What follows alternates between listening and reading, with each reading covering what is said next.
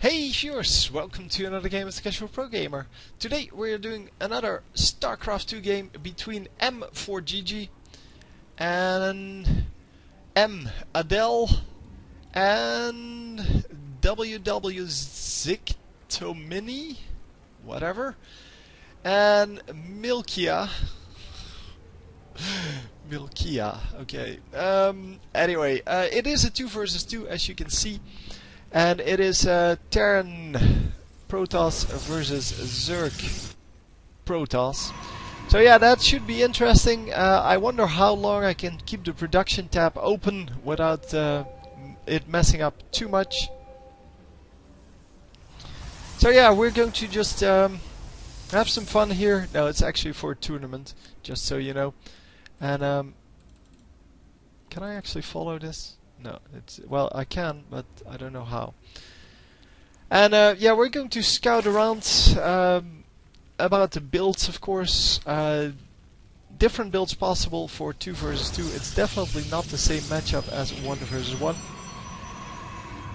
because there are a lot of really aggressive strategies possible.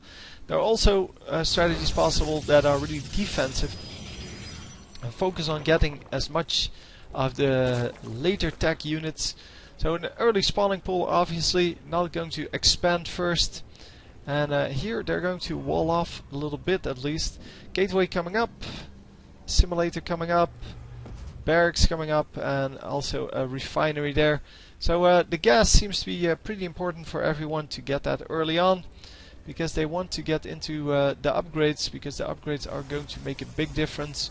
Also, the higher tier units are going to make a big difference. So yeah, currently we're just going into the spawning pool and barracks and gateways and all those kind of things. So the cybernetic score coming up, and the cybernetic score is going to be accompanied by a cybernetic score on the other side as well. Barracks into factory, maybe going for the Destiny Cloud Fist build, which is barracks into factory into starport, which is of course an excellent build because you have all kind of choices then with what you want to do. Another pylon coming up, and he is going to research this warp gate technology. And warp gate technology, of course, an excellent thing to use, because it allows you to warp in all the way across the map and in your in your allies' base, as well as your enemy's base, I guess. And 2 marines over here guarding these destructible rocks. So no really aggressive strategies coming out as of yet.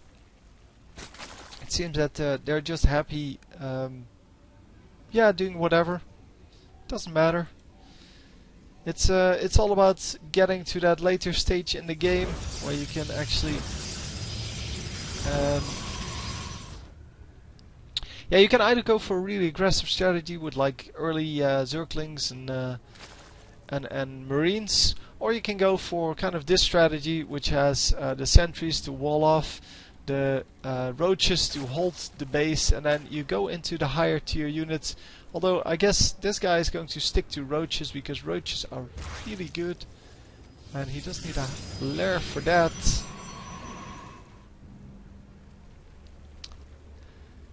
So yeah, lair of course pretty expensive, but he is going to go into that at some point because the extra movement speed, as well as the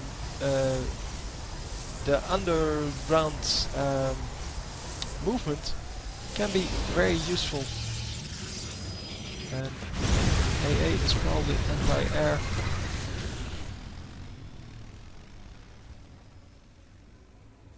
And yeah, here comes the engagement. It is all the way in the favor of the roaches, of course. Sorry about that. The roaches are going to do really well against these kind of light units, the very small units, and Hellions, although they look kind of big, they are light units, and they're going to get a couple of probes, quite literally so far, because we got 2. 3, 4. Is he going to pick up more? 5, and he's still alive. So in the meantime, the red players are kind of engaging on this base, and this base seems to be walled off tightly. They may actually be able to snipe one of the buildings. Yeah, and the cybernetic score is going to go down in about 6 shots. And there you go, the base is now open, but the stalkers are going to come out. They do extra damage versus armored, so they are going to do very well against the stalkers and against the roaches, because both of them are armored. Of course, on the enemy side are stalkers as well, so stalkers do very well against stalkers. But yeah, the roaches don't do extra damage versus stalkers, so yeah, and it sucks for them. But yeah, roaches are just very good in general. And the Hellions coming in here, and wow, there's one Banshee over here. And the Banshee, yeah, it got 7 kills. Wow, that's pretty impressive. Another Banshee over here, and that one probably has some more kills. Yeah, 14, 15. He's a captain.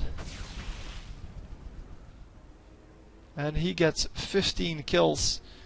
That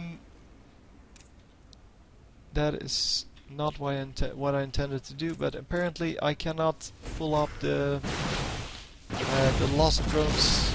It seems that the red players, yeah, they just give up. After that failed attack, they really have nothing left, and as you can see, they're not producing anything either.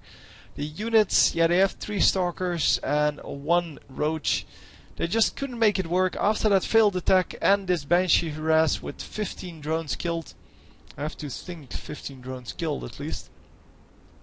Yeah, there was really nothing they could do. 59 units, 29 units, 24 units lost against 7 and 12. And although, yeah, this one lost 1500 resources, yeah, it's 3000 on each of them. So they just lost too many units, too much of their resources was gone. And yeah, that's just it. So I hope you enjoyed, and I will see you next time. GG.